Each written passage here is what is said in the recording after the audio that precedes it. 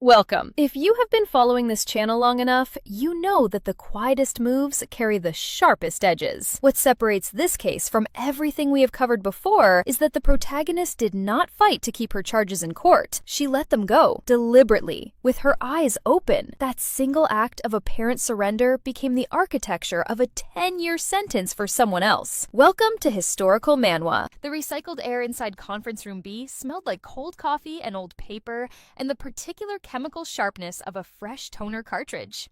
Nora Lim noticed these things the way she always noticed everything. Calmly, precisely, and without giving any of it the satisfaction of being remembered as meaningful.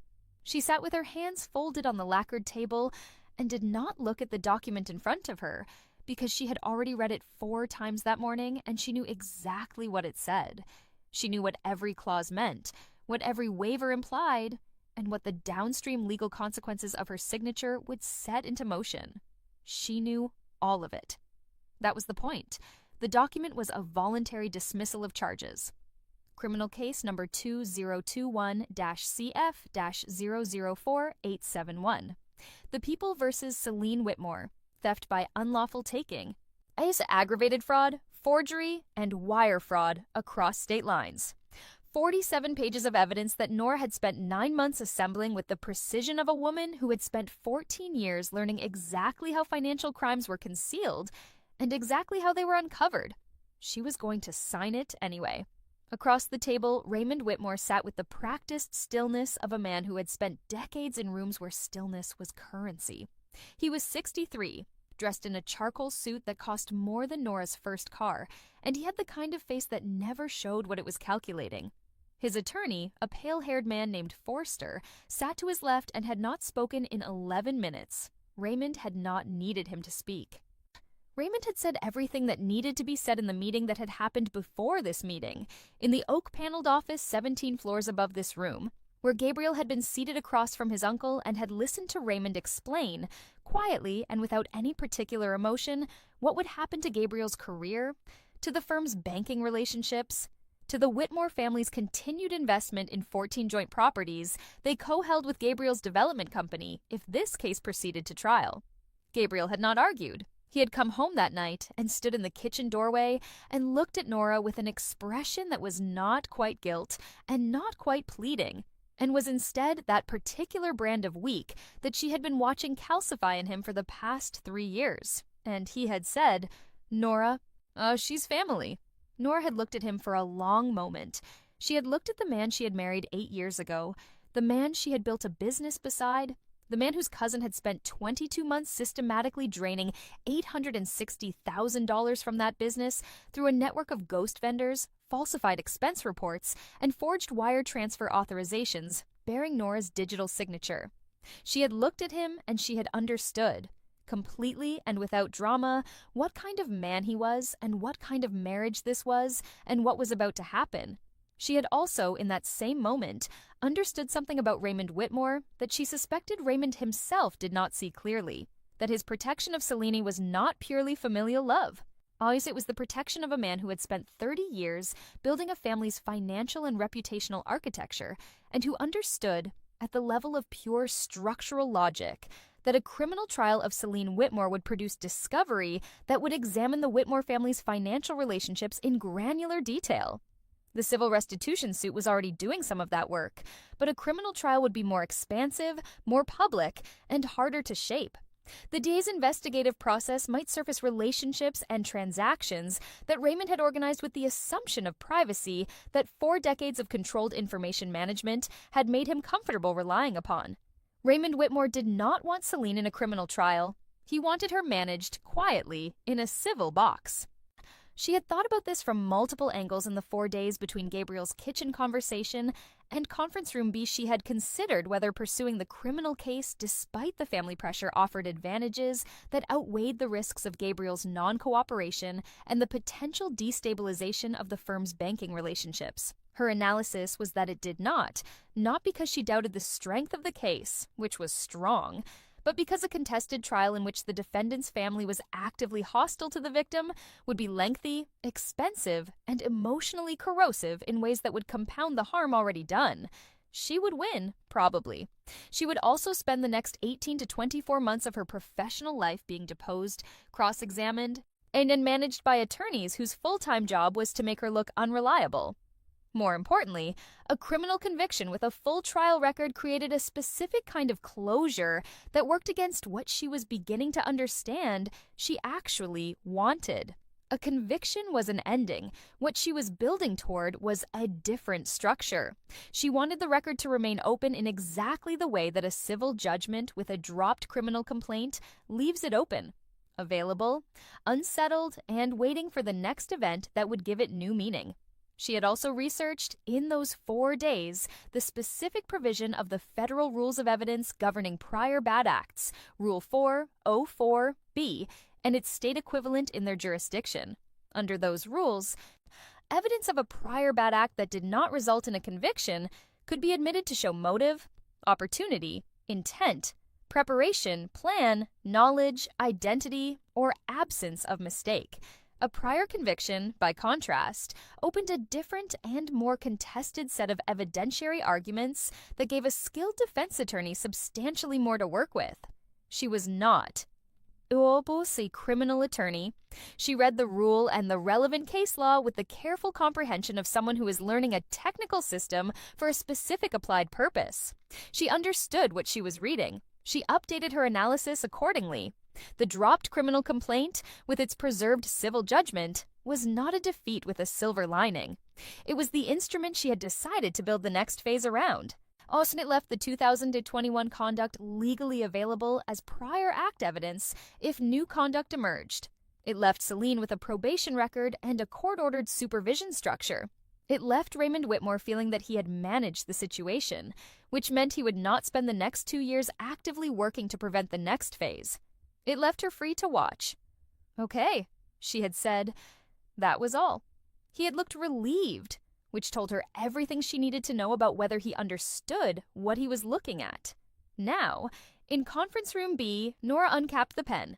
It was a ballpoint, blue ink, the kind that left no trace of pressure variance that could later be used to argue duress. She had chosen it deliberately from the supply closet 2 floors down, having rejected the heavier rollerball that Forster's paralegal had laid out. I need a heavy pen pressed harder into paper. Pressure analysis was a real science. Nora knew that because she had used it twice in professional capacity to identify forged signatures in financial documents. She was not going to be the woman who signed under duress. She was going to be the woman who signed with complete and documented freedom of choice. She signed. The sound of the pen crossing paper was negligible. Less than a whisper, more than nothing. Raymond Whitmore allowed himself one slow exhale.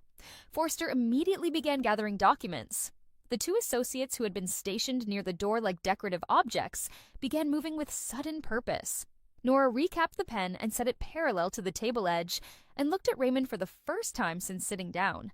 I assume, she said, that Celine understands the terms of the plea arrangement she's accepted. Raymond's eyes were the color of weathered concrete. 18 months probation, community service, restitution payments scheduled over 3 years. I'm aware of what it says on paper, Nora said.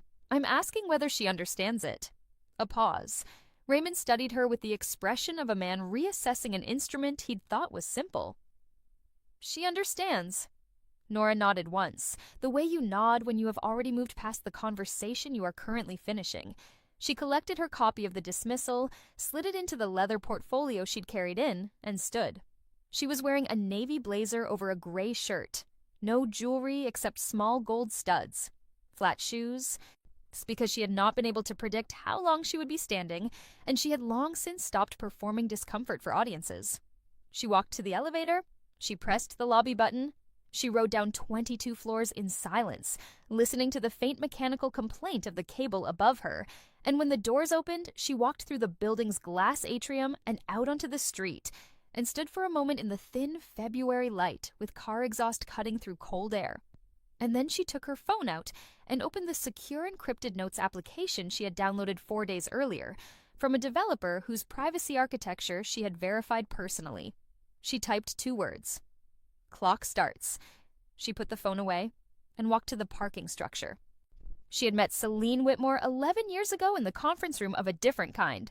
It had been a deposition, a forensic audit dispute for a mid-sized pharmaceutical distribution company, and Nora had been the external forensic accountant brought in to review 2 years of accounts receivable records. Celine had been the company's internal finance director, 29 years old, with the kind of confidence that reads as competence to people who don't know the difference. She had walked Nora through the records with fluency and ease, flagging discrepancies before Nora could find them herself, offering explanations that were technically accurate and narratively coherent. Nora had thought, this woman knows exactly where the bodies are because she put them there. She had been wrong, as it turned out. Celine had actually been clean at that job. The discrepancies were a predecessor's mess, and Celine had spent 8 months quietly correcting them without formal credit. Nora had verified this independently. She had also noted something she did not often see. Celine Whitmore worked with the kind of methodical intelligence that only exists in people who genuinely understand financial architecture, not just its surface appearance. They had gone for coffee afterward, then dinner 3 weeks later, then a professional friendship that sharpened over 5 years into something that felt like partnership, the kind built on mutual respect and compatible professional ethics, and the particular chemistry that happens when two women who are very good at the same thing find each other in a room full of men who are merely average at it. Nora had been building her own practice by then, forensic consulting, primarily for corporate litigation and insurance fraud. Gabriel had been in real estate development. The natural intersection of their professional networks had produced, almost organically, the company they eventually named Limgrave Advisory Group. Nora as principal forensic specialist and managing director. Gabriel as co-founder with operational oversight of the real estate portfolio arm. And Celine, brought in at Nora's insistence and over Gabriel's mild reservations, as CFO. That had been 3.5 years ago. Celine had been stealing from them within 4 months of taking the role.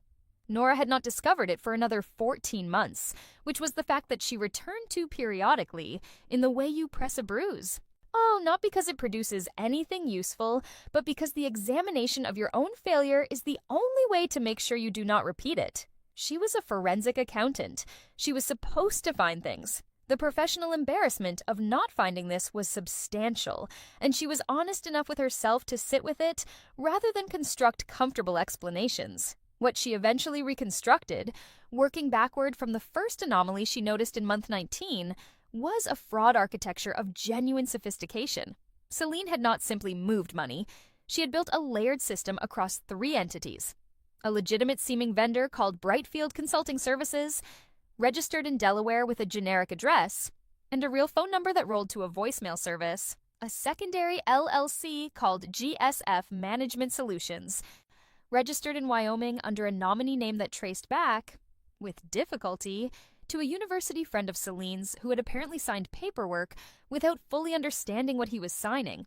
And a third structure, a dormant company that Celine had reactivated from a previous corporate existence called Marengo Group, which had a 2-year history of legitimate transactions that made it look established to any cursory review. Expenses had been routed through all 3 entities in a rotation designed to avoid pattern detection. Brightfield invoiced for strategic consulting retainers. GSF billed for data infrastructure management. Marengo submitted expense reimbursements against fabricated project codes. And the dollar amounts per transaction had been carefully calibrated to stay under the internal approval threshold that required Nora's direct sign-off, which meant the transactions had been processed by the accounts payable function that reported to Celine. The wire transfer authorizations bearing Nora's digital signature were the most elegant part of the construction. Celine had obtained Nora's signature key access through a process that Nora, retrospectively, could identify exactly. A software update request that had gone through IT, approved by Celine as CFO, which had required a brief period of shared administrative access during migration. The shared access window had been 48 hours. Celine had used 11 of those hours, spread across 3 separate sessions, to export the signature key parameters to an external device.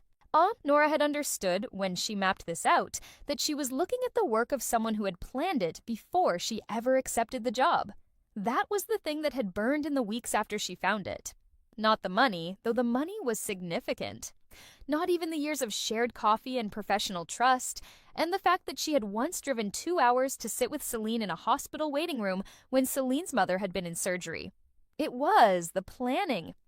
The fact that Celine had walked into their first conversation about the CFO role, had listened to Nora explain the firm's structure and financial architecture, and had in the same mental process been cataloging the entry points. You can be betrayed by someone who loved you and then chose greed. That is a human tragedy with recognizable shapes. But to be betrayed by someone who saw you as an opportunity before the relationship was even fully formed, who performed friendship with investment and precision, whose warmth was a product of strategy rather than feeling, that is a different category of thing. It doesn't produce grief the way ordinary betrayal does. It produces something colder and more permanent. A recalibration. Nora had completed her recalibration in approximately 3 days. Then she had begun building the case. The evidence she assembled over the following 9 months was, by the time it reached the DA's office, almost operatically thorough. She had pulled every financial record. She had subpoenaed bank statements from Brightfield, GSF, and Marengo through the discovery process she'd initiated as a private litigant in the parallel civil suit she filed first.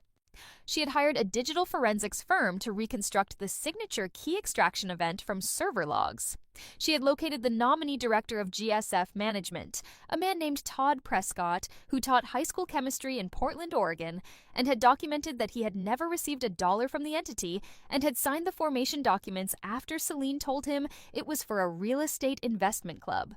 Todd Prescott had cooperated without hesitation and with visible distress, and his signed affidavit was 41 pages long. She had also documented, because she was nothing if not complete, Celine's spending patterns during the period of the theft. Not because she needed it for the criminal case, but because she wanted the picture to be whole and undeniable. Celine had spent approximately half the stolen amount on things that were aesthetically invisible. She did not buy a flashy car or an ostentatious vacation. She had paid off a significant personal debt that had been accruing since a failed startup she'd run 5 years earlier. She had purchased an apartment in a quiet building across town, paying a down payment in cash through a structure that used Marengo as an intermediary. She had, in other words, spent the money on becoming secure, on erasing the financial precarity that she had apparently been carrying quietly beneath the surface of her competent professional presentation for years. Nora understood this, in the flat, analytical way she understood most things. It did not produce sympathy. It produced a cleaner picture. Yet when she had presented the full evidence package to the DA's office, the lead prosecutor had looked at her across the desk and said, "This is one of the cleaner fraud packages I've seen come through without a law enforcement investigation driving it."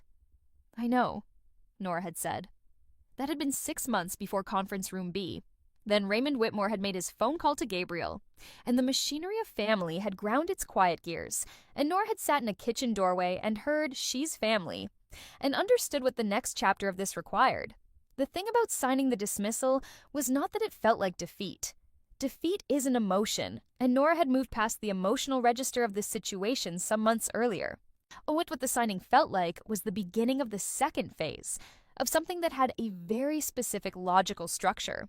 And the logical structure required this phase to proceed in a particular sequence. She had thought about this carefully in the week before the signing. Not about whether to do it, which had been obvious to her within 24 hours of Gabriel's kitchen doorway speech, but about how to do it in a way that preserved and enhanced what came next. The core of the problem was this. Celine Whitmore had agreed to a plea arrangement that gave her 18 months probation and scheduled restitution payments. Probation meant she was a convicted person operating under court supervision. The terms of her probation, which Nora had read completely and annotated in her private notes, included specific prohibitions. She could not hold a fiduciary position. She could not have signatory authority over accounts exceeding $10,000. She was required to submit monthly financial disclosure reports to her probation officer. She was required to notify her PO of any new employment within 72 hours of starting. She was prohibited from applying for new credit without prior written permission from the court. These were not unusual terms for a fraud conviction. They were, in fact, fairly standard for this category of white-collar crime. Nora had read the terms with the particular attention of someone who was not reading them to understand what Celine could not do. She was reading them to understand which of those prohibitions, Given everything she knew about Celine Whitmore's psychology and financial architecture and the specific texture of her particular compulsions, Celine was most likely to violate. Because here was the thing about Celine that Raymond Whitmore and his expensive attorney did not know. Nora had known her for 11 years. She had watched her operate under financial pressure. She had watched her make decisions when she felt cornered or undervalued, or when she saw an opening that she was confident she could manage. Celine was not a risk-averse person. She was a person who had a highly calibrated sense of her own ability to manage risk, which is a different and considerably more dangerous thing. The sophisticated construction of the original fraud had not been the work of someone who was deeply cautious, and it had been the work of someone who trusted her own intelligence to the point of assuming it would always be sufficient. Celine Whitmore was, in the clinical sense, a person who could not watch an open door without walking through it. Nora was going to leave a door open. Not by doing anything. That was the elegant part of it. She was not going to manufacture anything or create any artificial opportunity or take any action that could later be characterized as entrapment. She was simply going to do her job very quietly, from a distance, while keeping her eyes on the particular set of financial signatures that Celine's previous activity had taught her to read. She was going to wait. And Celine, because she was Celine, was going to do the rest. There is a particular kind of thinking that financial forensics requires, and that almost no other professional discipline produces in quite the same configuration. It is not the quick, intuitive pattern recognition of a detective. It is not the methodical rule application of a compliance officer. It is something built at the intersection of those two modes, a slow, systematic patience that can sustain itself across weeks and months of apparent inactivity, combined with the ability to recognize, in a single anomalous data point, buried inside thousands of mundane ones, the specific shape of something being deliberately concealed. Nora had developed this thinking over 14 years. She had not started with it. She had started with a natural facility for numbers and an early instinct that financial documents were, like all human-produced artifacts, reflective of the intentions of the people who created them, and that the distance between documented intention and actual intention was where the interesting work lived. Her graduate training in forensic accounting had given this instinct structure and methodology. Her first 5 years of professional practice, working for a litigation support firm on cases that ranged from insurance fraud to corporate embezzlement to estate dispute accounting, had given the methodology texture and the specific kind of patience that only develops through repeated exposure to cases that look like they're going nowhere for months and then crack open in a single afternoon. She had a case that cracked open like that in her second year of practice. A family-owned real estate company, 3 brothers, one of whom had been systematically altering the firm's rent roll records for 4 years to skim from property management fees. The skim was modest per transaction, but consistent across hundreds of properties and had accumulated to something substantial. The brother had been doing it so long that he had apparently stopped thinking of it as theft and had begun thinking of it as his fair share of a company he believed he ran more effectively than his siblings. When Nora laid out the full forensic reconstruction in front of the family's attorney and the 2 non-defrauding brothers, there was a silence in the room that she had never forgotten. The specific quality of silence that happens when people who have trusted each other for decades suddenly understand that the trust was one-directional and has been for a long time. That silence was one of the things she had thought about in the days after discovering Celine's fraud.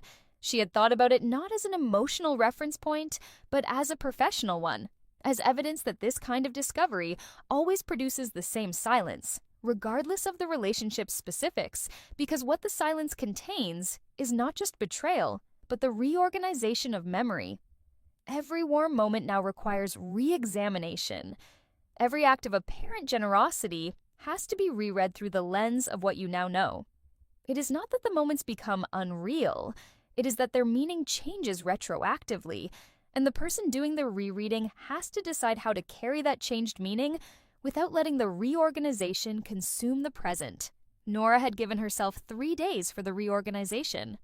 She thought this was roughly appropriate. Then she had closed the emotional ledger on it and opened the professional one. The professional one was where she spent most of her time anyway.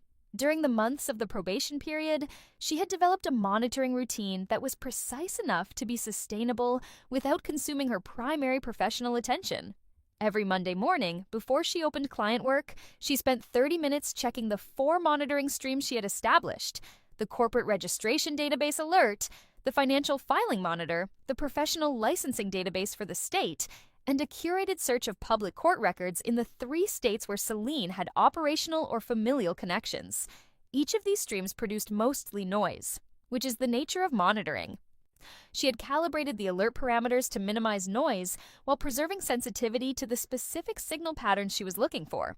The logic of what she was looking for was built from what she knew about Celine's operational signature.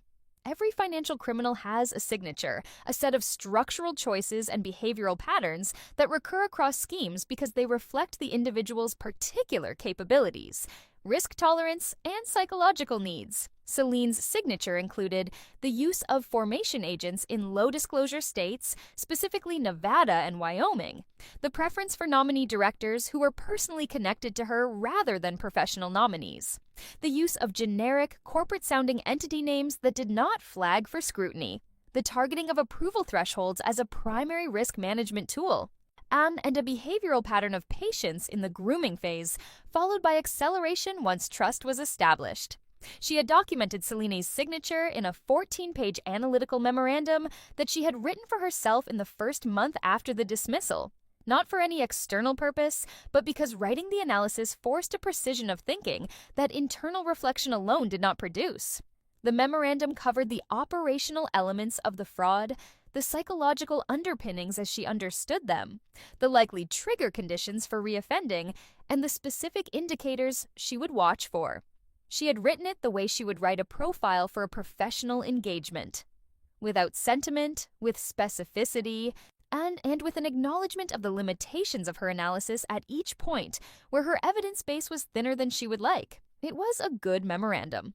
When Marcus Chen eventually received her full documentation package, he had read it and called her separately to say that it read like a case profiling report from an experienced investigator. She had told him it was a tool for structuring her own thinking. He had been quiet for a moment and then said that it was more or less the same thing. She had not disagreed.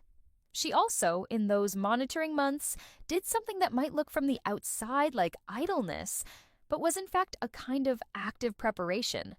She read. Not casually, she read with professional purpose.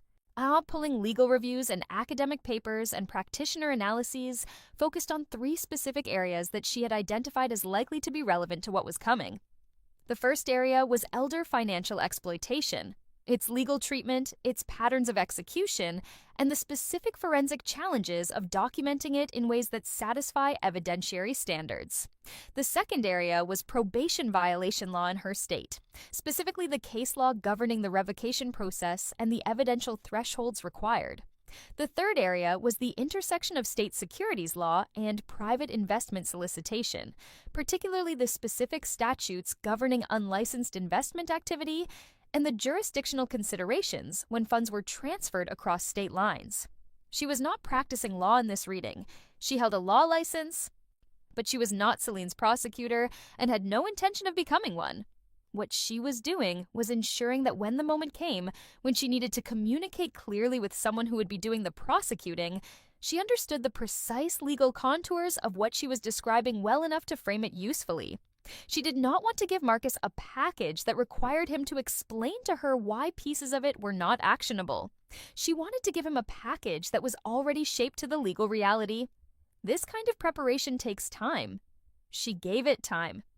The day she received the first alert about Crestfield Advisory Solutions was a Tuesday in August at 7:40 in the morning, and she was in the middle of a conversation with a client about the reconstruction of a 4-year accounts payable record when the notification came through on her phone. She noted it, set the phone face down on the desk in a smooth motion that did not interrupt her sentence, and continued the conversation to its natural conclusion. When the client left, she looked at the notification for approximately 90 seconds, then opened her laptop and began the verification process. The verification process for a corporate registration hit was systematic. First, confirm the filing source, and ensure the alert has not captured a false positive due to a formation agent match on a legitimately unrelated entity. Second, review the entity's formation documents in full, noting all registered information including agent, organizer, address, all and any listed members or officers. Third, cross-reference each piece of identifying information against your existing documentation for known affiliated entities and persons. Fourth, assess the structural match to your established signature profile. Fifth, determine what additional public source information is available and whether it strengthens or weakens the initial pattern hypothesis. Only after these 5 steps was a preliminary assessment warranted. She completed the 5 steps over 2 mornings. Her preliminary assessment was probable match, confidence level 73%. Not high enough to act.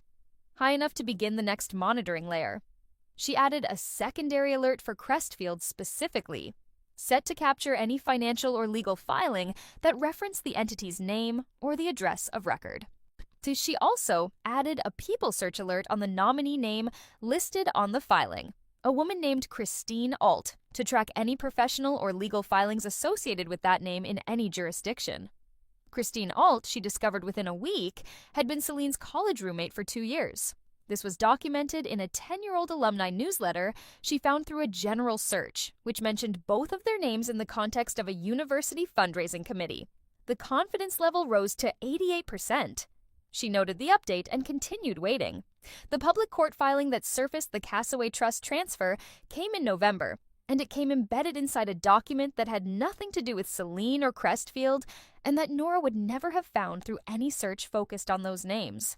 It appeared in the exhibits of a separate probate matter involving the Cassaway Family Trust and a dispute among Herbert Cassaway's adult children about trustee appointment, a dispute that had been filed in the probate court and was publicly accessible through the court's electronic filing system. One of the exhibits was a summary of the trust's recent transactions, submitted by the family attorney to document the trust's current financial state. In that transaction summary was a wire transfer reference, a date, an amount, and a receiving institution code. The receiving institution code traced to a Nevada bank. Nora searched the Nevada bank's public filings for correspondent institution relationships and found a connection to the account structure registered to Crestfield's formation address. And if the chain was long and the links were individually weak, together they told a story she recognized. She sat with this information for 2 weeks before calling Marcus, not because she was uncertain about what to do, but because she was careful about when to do it. The call needed to happen after she had structured the information properly and before Celine's activity at Alcott Meridian potentially generated an internal discovery that would put the matter in different hands. She was threading a window and she needed to thread it correctly. She called on a Thursday because she knew Marcus was in the office on Thursdays and had a standing schedule that left his afternoon open for substantive conversations. This was not information she was supposed to have. She had inferred it from the pattern of their 3 previous professional interactions over 2 years, all of which had been easy to schedule on Thursdays in the afternoon. It was a small thing. She was meticulous about small things. The period between Marcus's investigation beginning and Celine's arrest was the most internally demanding phase of the entire sequence, because it was the phase during which Nora had the least control over the outcome and the most comprehensive understanding of what the outcome should be. She knew what the evidence showed. She knew the legal theory. She knew the strength of the case. What she did not control was whether Marcus's unit would pursue it with the vigor it deserved, whether the federal component would engage, whether Herbert Cassaway's family would cooperate, and whether Celine's attorney would successfully argue the matter into a plea arrangement before a full case was built. She had one tool for managing this uncertainty, and she used it with precision: her documentation package. The 294 pages she delivered to Marcus's office were not intended to tell him what to investigate. They were intended to tell him what the investigation should find and how to find it efficiently. Every document in the package had a source citation. Every analytical memorandum explained its own evidentiary basis. The cross-reference index at the front allowed any investigator to locate, within seconds, the documentation relevant to any specific element of the case. She had built it, in other words, to make his job easier in exactly the way that mattered.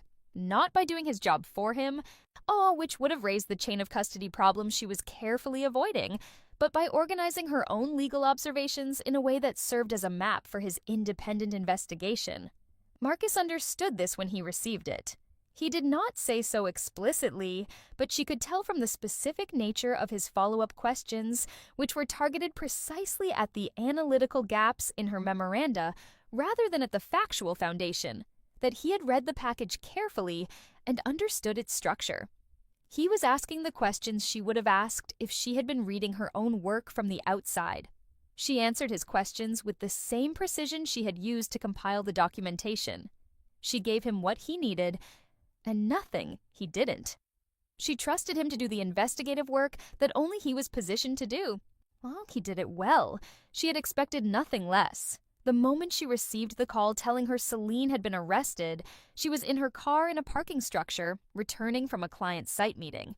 She had finished a call with Marcus's paralegal confirming the timing of her documentation delivery and had been planning to get lunch. She sat in the parking structure for approximately 3 minutes after the call ended, with the engine running and the garage air pressing in around her, and the particular fluorescent flatness of underground parking making everything look slightly artificial, and then she put the car in drive and pulled out into the daylight and went to get lunch. She ate a bowl of ramen from a restaurant 3 blocks from her office. It was Tuesday, which was the day they made the tonkatsu broth from scratch. And the broth was the best thing she had eaten in several weeks. She sat at the counter and ate it with the methodical pleasure of someone who has remembered, briefly, that food is one of the uncomplicated good things. She noted this. Then she paid and walked back to the office and sent Priscilla Osai's firm a message about beginning the business dissolution filing process they had discussed. Phase 2 was complete. Other things needed attention. The trial, when it came, was both more and less dramatic than such events are represented in popular imagination. Less, because the actual experience of sitting in a courtroom while testimony is given and evidence is entered is largely a procedural exercise, conducted at a pace set by institutional process rather than narrative momentum, all punctuated by long intervals of documentary review and sidebar discussions that are inaudible to observers.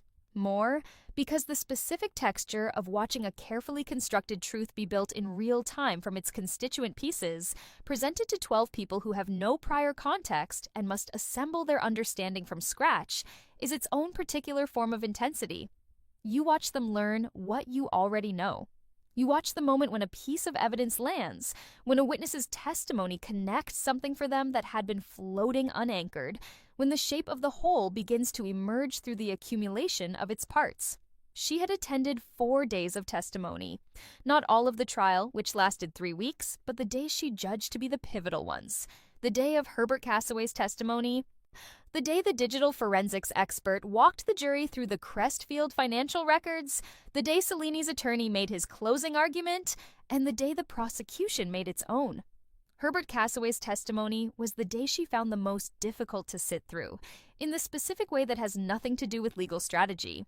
He was 78 years old, and he testified in the measured voice of a man who has spent decades presenting information professionally and who was applying that professional skill now to the task of describing his own exploitation. He described how Selena had called him on his birthday. He described the coffee. He described the conversations in which she had explained the opportunity with the particular patient clarity of a teacher who does not condescend, or who makes you feel that your understanding matters to her, that she is taking time with you because you are worth taking time with. He described the moment he understood that the money was not where it was supposed to be. He used the phrase, "I felt like an old fool," and his attorney immediately offered a redirect question that allowed him to clarify that the experience was not evidence of foolishness, but of the effectiveness of the defendant's manipulation, and Cassaway had listened to the question and then said, "I understand that intellectually. I'm telling you how it felt." The jury had been very still during that answer. Nora had been still too, not because the testimony surprised her. She had read his witness statement in the pretrial disclosure materials that she had requested through her status as a material witness. She had known what he was going to say. She had simply not known, from reading it, what it was going to sound like when he said it in his own voice, in a room designed for exactly this kind of reckoning. She had thought, briefly, about her own 11 years, about the pharmaceutical audit. about coffee and dinners and a hospital waiting room, about being taken time with. She had not allowed the thought to stay longer than it needed to. During the prosecution's closing argument, she had listened to the assistant DA construct the pattern of conduct narrative with the competence of someone who had clearly studied her documentation carefully. The way the argument was structured, moving from the 2021 fraud architecture through the probation period and into the Crestfield scheme, Boa carried the internal logic of a forensic analysis rather than a dramatic retelling. It was effective precisely because it was not theatrical. The jury could follow it the way you follow a well-organized report, and at the end of it, they understood not just what Celine had done, but how she had done it, and what the shape of her willingness to do it again revealed about the specificity of her intentions. After the verdict, the assistant DA had found Nora in the hallway outside the courtroom and shaken her hand and said, quietly, that the documentation she had submitted was the most useful private evidentiary contribution she had seen in a probation violation case. Nora had said thank you. The assistant DA had paused and then added, "You really thought this would happen, didn't you? Right when you dropped the original charges." Nora had considered the question for a moment. "I thought it was the most probable outcome," she said. "Given everything I knew about the situation, I tried to make sure it was documentable when it did." The assistant DA had nodded, with the expression of someone who was deciding whether to say something further and deciding not to. She had shaken Nora's hand again and walked back through the courtroom doors. The restitution recovery from the 2021 judgment, as she had calculated it, covered 68% of what remained after the 5 on-schedule payments. The remaining 32% was a number on a balance sheet. She had the civil judgment for it and could continue enforcement proceedings against assets that might become available during Celine's sentence, all including any income earned through prison labor programs, which was minimal but technically subject to judgment attachment. She kept the judgment active through her civil attorney on an annual retainer arrangement. The shortfall itself she had absorbed into her operational accounting the year the dissolution completed. Not as a loss she was dramatic about, but as a line item that accurately reflected what the situation had cost. She did not pretend it hadn't cost anything. She did not perform equanimity about it. She simply kept an accurate ledger, which is what she did with everything. The firm, by the second year, had 8 clients on active retainer and 3 major litigation support engagements ongoing. Revenue was 31% above the highest point it had reached under the Limgrave structure. She attributed this partly to the dissolution, removing the overhead burden of the real estate arm, partly to Delia and James's contribution, and partly to her own slightly heightened professional visibility as a result of her evidentiary role in the Whitmore prosecution, which had been mentioned in a trade publication covering the case, and had produced 12 inbound inquiries in the 6 weeks after the article published. She had responded to all 12. She had taken 4 meetings. She had converted 2 into engagements. The others she had declined for various fit-related reasons that she documented in her intake notes. She was efficient. She was building. She was, in the specific sense that matters, undamaged. The accounting of what the entire sequence had cost her was something she had done once, formally, on a Sunday in January, made with a fresh legal pad and the kind of focused attention she usually reserved for client work. She had listed the items in 2 columns. The first column, the $860,000 stolen, of which she had recovered approximately 68% of the remaining restitution after the 5 completed payments, leaving a net unrecovered loss of roughly $211,000. The legal fees for the civil litigation, the criminal complaint process, and the dismissal proceeding, $87,000. The cost of the forensic digital investigation she had commissioned for the signature key extraction event, $22,000. The client revenue lost during the turbulence of the fraud discovery and its aftermath. Approximately $140,000 in billings that either did not close or were paused and never restarted. The estimated revenue impact of the firm valuation depression during the dissolution, more difficult to calculate precisely, but she had estimated it at between $60,000 and $90,000 in equity she received at a discounted assessment. Total measurable financial loss, at the high end of her estimates, approximately $560,000. This was money she had earned through 14 years of professional work and had invested in a business that a trusted colleague had partially consumed. The second column was harder to list, but she listed it anyway because she believed in complete accounting.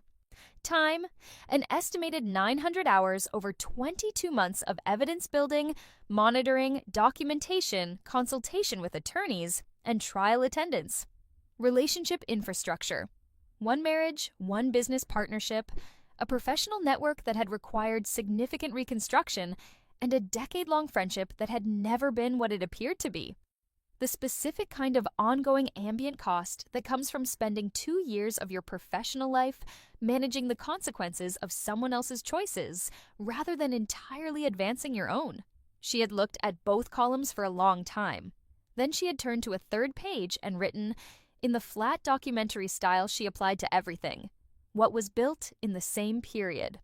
The documented evidence package that had contributed to a 10-year sentence.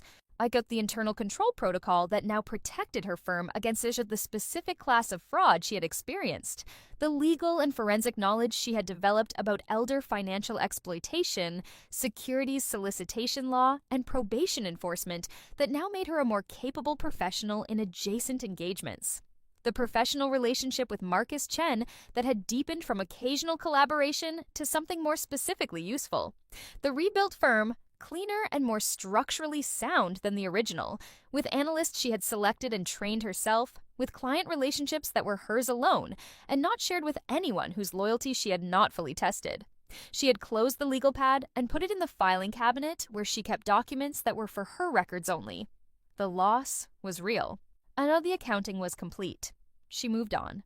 The last time anyone asked her directly about Celine Whitmore was at a professional event in the spring of the second year after the sentencing, an industry reception where a man she barely knew approached her with a glass of wine, and the particular confidence of someone who has decided a topic is interesting enough to override social convention. He asked her how it felt to watch someone go to prison for 10 years as a result of her own refusal to stop. She had looked at him for a moment. "I didn't watch someone go to prison," she said. "I documented what I observed through legal means and submitted it to the appropriate authorities." The court determined the sentence. "That's a very careful way of putting it," he said. "Yes," she said. Oh, he seemed to want something more from her. Some admission of triumph or satisfaction, or at least some visible feeling about it that he could interpret and categorize. She offered him none of it. Not because she was performing restraint, but because the feeling he was looking for had never arrived in quite the shape he was imagining. There was no triumphant moment. There was a sequence of decisions made in sequence toward an outcome she had assessed as probable, and then worked methodically to make possible. The outcome had occurred. She had closed the file. She excused herself from the conversation and went to refresh her drink. Outside, through the reception venue's tall windows, the city in spring was doing what it did. Moving, humming, indifferent to the specific calculus of any individual person's gains and losses, all proceeding according to its own enormous logic. She stood at the window for a moment with her new drink in her hand and looked at the lights beginning to come on in the buildings across the street as the evening deepened, and she thought, "I have a 30-page report to finish before Friday." She finished her drink. She said goodbye to the 2 people at the event she had genuine professional regard for. She collected her coat from the rack by the door. She walked out into the city and toward the parking structure where her car was waiting. She put her hands on the wheel. She started to drive. The road was clear and the city was doing what it always did, moving around her with the indifference of a thing too large to notice any individual thread running through it.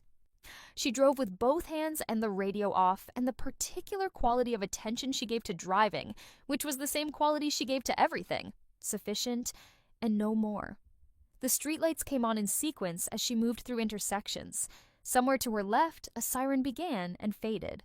The parking structure of her building was warm and smelled of concrete and motor oil, and she pulled into her space and sat for a moment with the engine idling. She had a 30-page report to finish before Friday. She had a staff meeting Thursday morning. She had a preliminary consultation call on Wednesday with a potential new client. A family business in a dispute with a former partner over asset valuation. A situation she had handled variations of 11 times in the past 4 years. She knew what the first 3 questions she would ask them were. She knew what documents she would need within the first 2 weeks. She knew how long it would take to build the forensic picture and what it was likely to show, not in specifics but in structural probability, because she had seen enough of these situations to understand their shapes. She turned the engine off. She took the elevator to her floor and unlocked her apartment and set her bag on the counter in the kitchen, which was quiet and orderly and entirely hers. She had chosen the apartment with the specific attention she gave to decisions that would affect her daily function: proximity to the office, natural light in the workspace, a kitchen designed for actual cooking rather than aesthetic photography. She had moved in 14 months ago and had made no changes except to add 2 bookshelves and replace the light fixture above the desk with something that produced the color temperature she needed for extended document review. She made tea. She sat at her desk. She opened the 30-page report and scrolled to page 18, where she had stopped before the reception, and read the last paragraph she had written to orient herself. Then she put her hands on the keyboard. She started to type. The probation period began in March. Celine moved back into the apartment she had purchased with stolen money, which was an irony that the court had not required her to address, because Nora's dismissal of the criminal charges had removed the context that would have made asset forfeiture applicable. The civil restitution judgment was a separate matter, with its 3-year payment schedule, and the first installment of $24,000 was paid promptly in April. On time, clean. The kind of clean that announces itself. Nora received notification of the payment through her attorney. She noted it in her encrypted file and moved on. In May, Celine accepted a position at a firm called Alcott Meridian Group, a private wealth management firm that operated primarily for high-net-worth clients in the metropolitan area. The position was listed as Senior Financial Analyst, not a fiduciary role, not a signatory role, clean on its face. She had notified her probation officer within 72 hours, per requirements. She had disclosed the employer, the role title, and the compensation. Her PO had reviewed it and approved it. The firm had conducted a background check that surfaced the conviction. They had documented their awareness of it and confirmed that the role description was compliant with her probation conditions. This was all correct. Nora noted it without reaction. What Nora also noted, because she had a professional contact at the state's securities licensing body who owed her a favor from a forensic engagement 2 years earlier, was that Alcott Meridian Group had a particular client acquisition structure. It was a boutique firm. Its analysts were not merely analytical. They were expected to manage client relationships, which in practice meant they had substantial access to client communication channels and account documentation, even without formal signatory authority. The distinction between access and authority in a firm of that size, Nora knew from experience, was frequently blurry in daily practice, not because the firm was negligent necessarily, but because small private wealth firms operated with lean staffing and trusted their senior people extensively. She noted this. She updated her encrypted file. She set a secondary alert through a third-party financial monitoring service she had used professionally for years. Keyed to public financial filings and corporate registration databases in 3 states, searching for any entity that shared formation agents, registered addresses, or nominee directors with the original Brightfield GSF or Marengo structures. She paid her alert subscription from a personal account unconnected to any professional entity and set the notification to go to a separate email address she had created for this purpose. Then she went back to her work. Her work in this period was going through its own reconstruction. The discovery of the fraud and the subsequent public nature of the civil suit had created turbulence for Limgrave Advisory Group that could not be fully contained. 3 clients had paused engagements. 1 had terminated. Gabriel's real estate portfolio arm had survived largely because its banking relationships were separate from the operating accounts that Celine had touched, and Raymond Whitmore's family investment remained stable, which Nora registered with the particular clarity of understanding exactly why it remained stable. She did not argue with Gabriel about any of this. She had conversations with him that were professional and precise and without emotional texture, and she watched him interpret this as evidence that things were improving, that the storm was passing, that Nora was moving on. This told her something useful about the limits of his perceptiveness, which she filed away for future reference. She also, in June of that year, quietly engaged a family law attorney named Priscilla Osei, whose office was in a building on the east side of the city and whose practice Nora had vetted with the same systematic rigor she applied to everything. The engagement was preliminary, an information-gathering consultation. She came away from it understanding the structure of what a separation from a co-founder and co-owner of a jointly held advisory firm would require in terms of business valuation methodology, ownership agreement clauses, and the specific provisions of their jurisdictional marital property statute as it applied to business interests built partly before and partly during the marriage.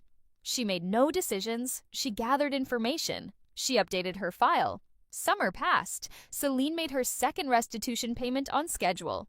She had begun attending a professional women's networking group in the city, which Nora was aware of through the ordinary ambient awareness of professional proximity. She had attended 2 industry conference panels, presenting herself as a recovered professional, a narrative that played better than it deserved to, given the specifics of her recovery. She was not publicly identified as a fraud convict because the criminal records, while technically public, were not indexed to her professional profiles, and the charges had been structured under a plea that minimized public exposure. Raymond Whitmore's legal team had negotiated this with characteristic competence. Nora did not attend any of the same events. She had no interest in being in Celine's peripheral vision. She had removed herself from all shared professional circles with the efficiency of someone reassigning file folders, not with drama. When mutual acquaintances mentioned Celine's name in conversation, Nora's expression did not change. What changed in August was her monitoring alert. She was in her office at 7:40 in the morning, working through a complex fraud assessment for an insurance client, when the notification came through to her secondary email. She checked it on her phone under the desk without interrupting the professional conversation she was simultaneously having, which was a skill that looked like calm and was actually something more granular, the ability to assign tasks to separate threads of attention without either thread degrading. The alert was a corporate registration filing. A new LLC registered in Nevada named Crestfield Advisory Solutions. The registered agent matched one she recognized, a Nevada formation service that had also been used for the original Brightfield entity. This could be coincidence. Formation agents used by fraudsters are often used by thousands of legitimate businesses because they are competent and affordable. She did not make assumptions. She flagged it and scheduled a deeper search. As of by the following morning, she had identified additional data points. The LLC had been registered with an address in Nevada that was a mail forwarding service. The organizer name on the filing was not the same nominee used before, but the surname was the same as a woman who had been Celine's college roommate, a detail Nora had documented during her original investigation. The operating agreement listed on the registration was filed with a standard template service used by a specific business formation attorney in Nevada, whose other formation work overlapped with GSF Management Solutions. None of this was proof of anything. It was a pattern. Patterns were Nora's professional language. She opened a new document in her Secure Notes application and began building a timeline that started in March and now had its first new data point in August. She labeled it with a case number she assigned herself and a notation that she updated with each new entry. Phase 2. Phase 2 did not require her to do anything except watch and document. She was not a law enforcement officer. She was not authorized to investigate anything. She was a private individual who happened to have extensive professional knowledge of financial forensics, and who was using that knowledge to observe and record publicly available information and her own professional monitoring tools. Everything she was doing was legal. She had confirmed this with Priscilla Osei in their second conversation, during which she had hypothetically described her monitoring activity and received a confirmation that she already knew but wanted on record. She was clean, she was quiet, she was patient. In September, Celine began building her first Crestfield client. Nora did not know this in real time because she was not inside Alcott Meridian Group and had no access to Celine's internal activities. What she reconstructed later, from multiple sources that she gathered over subsequent weeks, was that Celine had identified a client at Alcott Meridian, an elderly investor named Herbert Cassaway, 78 years old, semi-retired, with a portfolio managed through the firm and a pattern of trusting his advisors with substantial operational latitude, and had begun building a personal relationship with him parallel to her professional one. This was, in the clinical sense, the grooming phase of what would eventually be documented as elderly financial exploitation. Celine brought Cassaway coffee when he came in for reviews. And she remembered the names of his grandchildren. She called him on his birthday. She began presenting herself, gently and incrementally, as the person who truly understood his financial life, the one who took the time, the one he could trust. This was a pattern Nora recognized, not because she had witnessed it in real time, but because it matched precisely the pattern Celine had used with her. The studied warmth, the performed intimacy, the patient accumulation of trusted access. When she later interviewed witnesses and reviewed communications, as part of the evidence package she assembled, she recognized the architecture with the familiarity of someone who had lived inside a version of it. By October, Celine had convinced Cassaway to participate in what she described to him as a supplemental investment opportunity outside the formal Alcott Meridian structure. It was framed as a private client arrangement she offered to a small number of preferred clients, an exclusive positioning that Cassaway, who had spent his professional life in business development and understood the language of exclusivity, found appealing. He transferred $230,000 to an account that Celine controlled through Crestfield Advisory Solutions. This transfer, on its face, was a violation of her probation in 3 distinct ways. First, she had not disclosed the formation of Crestfield to her probation officer. Second, the account she controlled through Crestfield gave her effective signatory authority over funds substantially exceeding the $10,000 threshold specified in her probation conditions. Third, and most significantly, soliciting investment funds from a client of her employer in a side arrangement structured to avoid employer oversight, constituted exactly the kind of fiduciary adjacent activity that her probation terms explicitly prohibited. She had also committed a new crime. Independently of her probation, she had committed securities fraud, wire fraud, and elder financial exploitation under both state and federal statutes. Nora discovered the Crestfield transfer in November, not through any surveillance of Celine's personal activities, but through the secondary monitoring she had established. Undo a wire transfer from a Cassaway family trust, which appeared in an obscure public court filing related to a parallel dispute about the trust's management, a filing that had nothing to do with Celine and that most people would never have located, referenced a receiving account associated with Crestfield Advisory Solutions. The amount was partially visible through the filing's exhibit structure. Nora did not have the specific figures at that point. She had a thread. She did not pull the thread immediately. She documented what she had and then spent 2 weeks thinking carefully about how to proceed. The question was not whether to report it. The question was sequence and source. If she reported it from her personal monitoring, the first question any investigator would ask was how she had found it. And the answer would draw attention to her monitoring apparatus, which, while legal, was also, if examined without context, potentially characterizable as obsessive surveillance of a prior civil litigant. She did not want that characterization. She needed the discovery to come from a source that had independent standing and whose involvement would not suggest a personal campaign. She thought about this for 2 weeks, and then she made one phone call. Marcus Chen had been her colleague before he became a senior investigator with the State Attorney General's Financial Crimes Unit.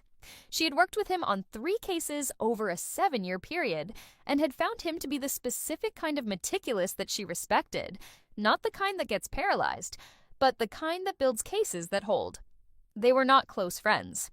And they were professional counterparts with a history of mutual competence, which in her world was more reliable than friendship. She called him on a Thursday afternoon from her office with the door closed. She told him what she had found: the Crestfield registration, its structural echoes to the previous fraud instruments, and the public filing that suggested a large transfer involving a Cassaway family trust. She was careful about her language. She did not present any of this as evidence or allegation. She presented it as a pattern she had noticed through her professional monitoring tools and was relaying to him because it appeared to potentially fall within the jurisdiction of his unit. There was a pause after she finished speaking. "The original case," Marcus said. "You dropped the charges." "I withdrew the criminal complaint," she said. "Oh, the civil judgment stands. Restitution is being paid on schedule." Another pause. "But you've been watching." "I've been monitoring publicly available filings through tools I use professionally," she said. "Which is not the same thing." A longer pause. I'll take a look at the Crestfield filing. Thank you, Nora said. She did not tell him about the full extent of her encrypted documentation, which by that point was over 270 pages of chronologically organized notes, screenshots, financial data extracts, and analytical summaries. She told him what he needed to begin his own independent inquiry. She understood the difference between giving someone a starting point and handing them a package that would make them question the starting point's independence. She had thought about this very carefully. Marcus's inquiry, it had once begun, had the resources and statutory authority that Nora's private monitoring lacked. He could subpoena records, he could compel disclosures. He could coordinate with the Federal Wire Fraud Task Force, which he did within 3 weeks of their conversation after his own review of the Crestfield filing and 2 subsequent public record searches confirmed the pattern she had identified. By December, the Financial Crimes Unit had executed a warrant for Crestfield Advisory Solutions bank records. By January, they had interviewed Herbert Cassaway, who had become aware by then that the investment opportunity had not performed as described because Celine had stopped returning his calls in November. By February, they had subpoenaed Alcott Meridian's internal communications and identified 4 additional clients who had been approached with variations of the same side arrangement proposal. 2 had transferred funds. 1 had declined but not reported it internally. 1 had been in the process of deciding when the investigation began. The total additional fraud amount across identified victims was $612,000. Celine was arrested on a February morning, a year and a day after Nora had signed the dismissal in Conference Room B. The arrest was not dramatic in the way media arrests sometimes are, with cameras and statements and the theatrical staging of handcuffs applied in public view. It was orderly. The agents arrived at Celine's apartment early in the morning. She was taken in quietly. Her attorney arrived at the precinct within 90 minutes, which suggested she had expected something was coming, even if the specific timing had surprised her. Nora knew about the arrest because Marcus called her. He did not call to celebrate with her. He called because she was a material witness to the original fraud pattern, and her documentation of the structural parallels between the 2021 scheme and the current one had become relevant to the prosecution's narrative of deliberate and repeated criminal conduct. He wanted to understand the extent of what she had preserved. I have 294 pages of organized documentation covering March of last year through January of this year, she said, including chronological notes, financial data extracts from public sources, corporate filing records from Nevada and Delaware, and analytical memoranda explaining the structural connections between the prior fraud instruments and the Crestfield entity. A very long pause. Nora, it's all from public sources and my own professional monitoring tools, she said. Every document was legally obtained. I have the source citations appended. I know, he said. She could hear him processing something. Do you understand what this is going to look like to a jury? Like someone who knew what she was looking at and documented it properly, Nora said. He was quiet for a moment. Like someone who was very patient, he said. Yes, she said. That too. She had her documentation shipped to his office the following week in 2 organized binders with tabs and a cross-reference index that his paralegal later told her was the most useful thing anyone had ever submitted to that office. She had not been trying to be impressive. She had just documented things the way she documented things. The prosecution of Celine Whitmore across combined state and federal counts took 11 months to conclude. The case involved probation violation proceedings, which were handled separately and quickly, as they are designed to be, and the new criminal charges, which required the full adversarial process. The probation violation hearing came first. It was brief by judicial standards, approximately 4 hours spread across 2 sessions, because the evidence was not ambiguous.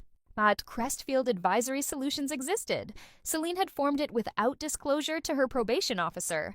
The bank account she controlled through it had received $612,000 from identifiable victims.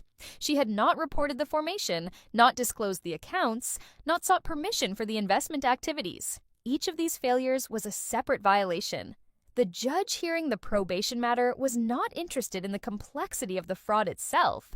She was interested in whether the specific conditions of probation had been met, and the answer was documented in 4 separate categories of noncompliance.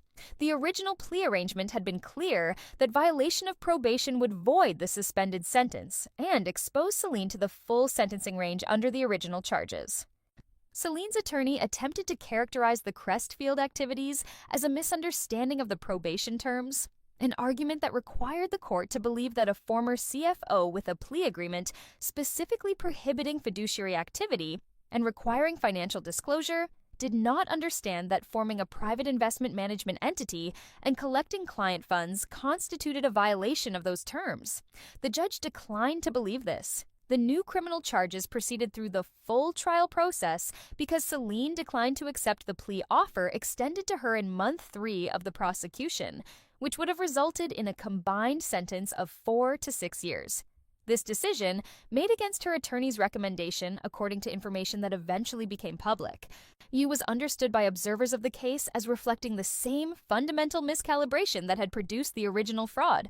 Celine Whitmore trusted her own ability to manage situations to a degree that reality had not yet corrected. Reality corrected it during the trial. The prosecution presented 3 weeks of testimony and evidence. Marcus Chen's investigators had reconstructed the entire Crestfield operation in documentary detail that mirrored, structurally, the forensic approach Nora had used in the original case. The jury heard from Herbert Cassaway, who testified for 2 hours with the quiet devastation of a 78-year-old man explaining how he had trusted someone he believed genuinely cared about him. They heard from the 2 other clients who had transferred funds. They saw the financial records. They saw the Crestfield operating documentation. They saw the communications between Celine and Cassaway over 14 months that charted the grooming sequence. They also heard, in the prosecution's presentation of the pattern of conduct evidence, the background of the original 2021 fraud. The ghost vendors, the signature key extraction, the 47 pages of evidence that had resulted in a plea but not a trial. Nora did not testify about the original fraud directly. It was presented through documentary evidence and the DA's written record. But her name was in the record. The jury knew that the original victim had withdrawn her complaint. They drew their own conclusions about what that meant in the context of a defendant now sitting before them for a nearly identical scheme. Celine's attorney attempted to exclude the 2021 background as prejudicial. The judge allowed it as relevant to the pattern of conduct argument and to the question of the defendant's deliberateness. The admission of this evidence was one of the prosecution's 3 most significant victories during the trial, and it was not something that would have been possible if the original conviction had proceeded to its full criminal resolution and then been appealed or revised. The fact that the original matter had resulted in a plea with a civil judgment, not a criminal trial, meant that the 2021 conduct could be admitted as pattern evidence without triggering the complex double jeopardy considerations that a prior conviction on the same charges would have raised. Nora had known this when she signed the dismissal. She had read the relevant case law in the week before Conference Room B. She had understood that dropping the criminal charges while preserving the civil judgment created a specific evidentiary posture for any future prosecution. The 2021 conduct was available as pattern evidence without being a prior conviction that the defense could work around. The jury deliberated for 2 days. They returned guilty on all counts. Sentencing was a separate proceeding 4 weeks after the verdict. Nora attended. She sat in the 3rd row from the back, not behind the prosecution or defense table, but to the side, in the public gallery where anyone could sit. She wore a dark gray coat and kept it on because the courtroom was cold, in the way that institutional buildings are cold in early November, thus a baseline temperature that is not quite uncomfortable, but never lets you forget you are inside a building designed for function rather than warmth. The prosecution had submitted a sentencing memorandum requesting a guideline sentence at the top of the applicable range, citing the deliberateness of the conduct, the vulnerability of the victims, the violation of professional trust, and the pattern of behavior that demonstrated the defendant's unwillingness to cease criminal activity even while under active court supervision. The defense submitted its own memorandum requesting the lower range, citing Celine's prior professional accomplishments, her timely restitution payments on the original judgment, and a collection of character letters from professional associates. Nora had read both memoranda because they were public documents and because she reads everything relevant. The judge took 15 minutes in recess before returning for the sentencing portion. When she returned, she was the particular kind of unhurried that suggests someone who has already decided and is now simply organizing the delivery. She addressed Celine directly before announcing the sentence. The words she used were not dramatic. They were the specific language of a judicial officer who is required to explain a decision clearly and on the record, and they covered three things: the severity of the conduct, the particular harm caused to vulnerable victims, and the fact that the defendant had been given an opportunity in 2021 that she had treated as a license rather than a warning. The sentence was 10 years. Celine's expression, and in the moment the number was spoken, did not collapse into tears or harden into defiance. It went through a brief sequence that Nora, watching from the third row, identified as comprehension, then disbelief, then a recalibration attempt, and then the failure of that recalibration. It lasted approximately 4 seconds.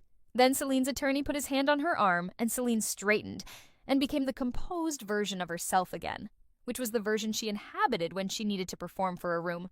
The composed version of herself was now going to prison for 10 years. Nora noted this without particular feeling. Not satisfaction, not relief, not the complicated warmth that people expect in these moments. She had finished feeling things about Celine Whitmore approximately 14 months ago in Conference Room B, when she had decided to let the process run its own course and had simply made sure the course was prepared.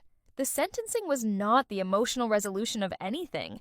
It was the final administrative entry in a file she had been maintaining. She made a mental note to close the Phase 2 document and archive it properly. She stood when the gallery began moving. She filed out with the other observers. She walked down the courthouse steps in early November air that smelled of exhaust and approaching rain, and the particular metallic edge that cities have when the temperature drops. And she pulled her coat closed and walked to her car. There were things that happened in the months around the sentencing that she had managed with the same calibrated attention she applied to everything, and these deserve their own accounting because they are, alas, in some ways, more instructive than the Celine matter itself. The civil restitution from the 2021 judgment had been paid on schedule through the first 5 installments. The 6th installment, due in the month of Celine's arrest, was not paid. Nora had anticipated this and had already engaged her civil attorney to begin the enforcement process. The restitution judgment was a court order, not a voluntary agreement, and enforcement mechanisms exist for exactly this situation: wage garnishment, bank levy, and in some jurisdictions, liens against real property. The apartment Celine had purchased was mortgaged, but there was equity. Nora's attorney had filed a lien on that property before the criminal trial concluded. When Celine went to prison and the apartment became an asset she could not maintain, the eventual forced sale produced a recovery that covered approximately 68% of the remaining restitution owed. She calculated the remaining shortfall. It was a number. She moved on. The separation from Gabriel had begun formally in August of the year of the sentencing, 7 months before the trial concluded, and approximately 3 months after she had returned to Priscilla Osei's office and moved from preliminary consultation to active engagement. The decision had not been precipitated by a single event or conversation. It had been the accumulated reading of a situation that no longer computed to anything she wished to remain inside. Gabriel was not a bad person in the global sense. He was a specific kind of person, one who measured everything by its proximity to comfort and who, when comfort required a particular alignment with family power, aligned without significant internal conflict. This was not malice. It was the architecture of someone who had never been asked by his own character to do something genuinely difficult. She did not blame him for being the person he was. She simply had no interest in spending her remaining professional years in a business partnership and domestic arrangement with someone whose definition of loyalty was situational. The business dissolution was complex. Limgrave Advisory Group had to be formally valued by an independent assessor, which Nora insisted upon and had already identified the assessor for before engaging Priscilla.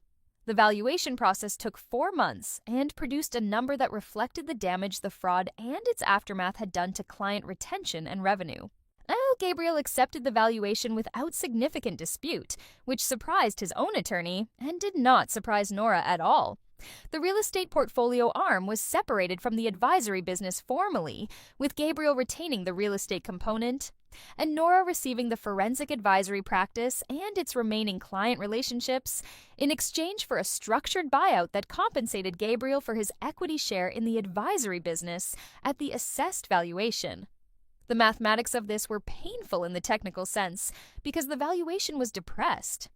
She paid for what she received at a price that reflected the damage that Celine's theft had caused. This was an accurate accounting of loss. She took it accurately. She retained the firm's name. She let Gabriel take the real estate arm, which had Raymond Whitmore's investment threaded through it, and which she did not want anywhere near her professional practice. She did not tell Gabriel this last part. She simply did not include the real estate arm in what she asked for. He thought she was being generous. She was being strategic, which is not the same thing, but frequently looks similar. The divorce itself finalized in November, 2 weeks after the sentencing. The timing was coincidental. Both proceedings had been in motion for months and had arrived at their respective conclusions through their own internal timelines. But she was aware, as she sat in Priscilla's office reviewing the final dissolution paperwork, that she was closing 2 files in the same 2-week period. She found this appropriate. Both matters had begun from the same root cause, a person using proximity to access what she had built. Both had concluded through the same basic mechanism, the application of patient-informed process to an intractable problem. She signed the dissolution documents with the same blue ballpoint pen she had used in conference room B. She had kept it in her desk drawer for 14 months. Priscilla had offered her an elegant rollerball, and she had declined without explanation. The rebuilt practice took 8 months to stabilize, and another 6 to grow past what it had been before. She had expected this timeline. She had modeled it during the dissolution negotiations and used it to structure the buyout payments to Gabriel in a way that front-loaded the periods when her cash flow would be strongest and deferred payment periods that overlapped with her projected rebuilding phase. Gabriel's attorney had not caught this in the payment schedule. Gabriel himself certainly hadn't. She did not point it out. The schedule was what she had proposed, and they had accepted. She hired 2 new analysts in the spring following the sentencing. One was a forensic accountant named Delia Park, no relation, who came from a Big 4 firm and had the specific quality Nora valued most in subordinates. She asked questions until she actually understood something, rather than signaling understanding she didn't have. The other was a digital forensics specialist, a 28-year-old named James Obie, whose ability to reconstruct digital financial trail from server metadata was, in Nora's assessment, the best she had seen in someone under 35. She also updated her firm's internal financial controls. She installed a multi-party authorization requirement for all wire transfers above $3,000. She retained an external auditor for quarterly spot checks. She implemented a role segregation protocol in which no single employee could initiate and approve the same transaction. These were standard controls that any competent organization should have. She had had them before Celine. Celine had circumvented them through the signature key extraction during the system migration, which had been a window that opened because of a specific IT process. Now, she closed that window by restructuring the migration protocol itself and requiring an external auditor's presence during any future system transition involving credential access. She wrote the new protocol herself over a weekend in a document that was 17 pages long.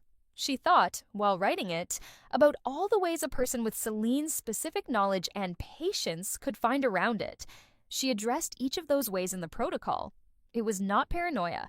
It was the application of adversarial thinking to system design, which is what you do when you understand how things fail. Her practice was not going to fail that way again. She also did something that she had not initially planned, but that became clear to her as necessary about 6 months after the sentencing. She gave a talk, a professional address, not public, to a private group of women, CFOs and financial directors at a closed-session conference organized by a women's executive network she had been a member of for several years. The talk was not about her personal experience. It was about the forensic architecture of internal financial fraud, with specific focus on fiduciary theft by trusted insiders, and how the structural vulnerabilities that enable such fraud are often created by the same qualities that make an organization effective: trust, efficiency, and the delegation of authority to competent people. She presented the material with clinical precision. She used no case studies that could identify any parties, including herself. She explained how ghost vendor structures are built and how they can be identified from specific patterns in payment timing, the vendor contact information structure, and the relationship between approval thresholds and invoice amounts. She explained how digital signature credentials can be compromised through system migration events and how to protect against it. She explained how forensic cash flow analysis can detect siphoning through indirect means, even when direct records have been altered. The room was quiet in the way that rooms get quiet when people are processing things through the filter of their own professional situations rather than abstractly. She had expected this. 2 women came to her afterward to ask follow-up questions that were transparently about their own organizations. She answered both of them with the same completeness she would apply to a paid engagement. It was not charity or altruism. Thus, it was the understanding that if Celine's methods spread or replicated or were applied to other organizations by people who had absorbed them from proximity to Celine, the only antidote was the dissemination of exactly this kind of structural knowledge. She had a professional interest in fraud being harder to commit. She also had a human one, which she did not articulate, because articulating it would have required a vocabulary adjacent to healing or meaning, and she had no patience for either of those framings. She had a practice to run and 2 new analysts to develop and a 17-page internal control protocol to implement. She got back to work. It would be a tidier account if she reported that she never thought about Celine again after the sentencing. But she did think about her, occasionally. It's in the flat, analytical way she thought about other past professional encounters, as a case, a variable, a data point in the longer curve of understanding about how people operate. She thought about the very first audit they had worked together, 11 years earlier, and Celine walking her through records with the particular fluency of someone who understood exactly where the edges were. She thought about all the coffee and the dinners and the years of professional reciprocity, and she thought about what it means to inhabit a relationship with a person who has simultaneously assigned you a different role in a script you cannot see. The conclusion she arrived at was not particularly comforting, but it was accurate. The inability to detect performance is not evidence of stupidity. It is evidence that the performance was excellent. Celine Whitmore was, in the specific domain of interpersonal financial predation, extraordinarily capable. The 11 years of accumulated warmth and professional regard had been, in some portion that Nora could not fully quantify, genuine. The relationship had served Celine, and people are capable of genuinely valuing what serves them, even while using it. These 2 things are not incompatible. They just require you to abandon the comfortable belief that love and exploitation are mutually exclusive. She did not find this comforting. She found it accurate. She had learned to prefer accuracy. She also thought, occasionally, about the mechanics of the decision she had made in Conference Room B, not with doubt, which would have been unproductive, but with the clean retrospective interest of an engineer examining a structure that performed as designed. The signing of the dismissal had been a calculated bet on one specific reading of Celine's psychology, that she would not be able to operate within the constraints of her probation because the constraints themselves were incompatible with the compulsive architecture of her particular pathology. Nora had been correct. She acknowledged, because she was honest, that she could have been wrong. If Celine had actually reformed, or had left the financial industry entirely, or had moved to another country and rebuilt her life outside Nora's professional orbit, the strategy would have produced exactly what it looked like on its face: a victim who withdrew her complaint and received inadequate justice. The bet had paid, but it was still a bet. Method she kept this in her private assessment of herself. She had been strategic, and she had been right. And those 2 things do not carry a guarantee of always coinciding. The next time she faced a situation requiring this kind of decision, the bet might not pay. She would need to make the decision based on her best reading of the variables and accept that the outcome was not fully in her control. This was the only honest accounting. She kept it close.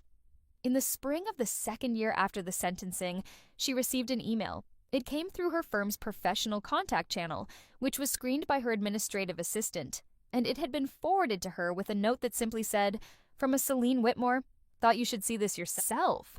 She opened it in her office with the door closed. And said it was not what she would have expected if she had spent any time expecting things from Celine, which she had not. It was not an apology, not that she would have had any particular use for one. It was not a plea or a request.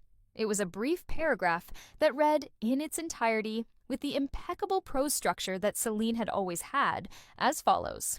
I've been told by the facility's counseling program that this sort of communication isn't recommended, so I want to be clear that I'm not writing for any therapeutic purpose and have no expectation of response. I'm writing because there's an accounting I need to make with myself, and making it requires acknowledging certain things externally rather than just internally. I knew what I was doing from the beginning, not just the second time, the first time too. Oh, the case with the pharmaceutical firm 11 years ago, where we first met, was also mine. You didn't find it because I was careful. I always thought you would eventually. The fact that you didn't change some calculation in my head that I'm still working to understand. I'm sorry for the work you had to do. I am not sure I'm sorry for much else yet, which is something the counseling program says is progress. I believe them, provisionally. Nora read it twice. She filed it, not in the Phase 2 documentation, which was closed. In a separate folder, she labeled personal correspondence. She labeled the subfolder with Celine's name and the date and nothing else. She sat for a moment in the particular quiet of her office in spring, with the window slightly open and the sound of the street 3 floors below coming through intermittently.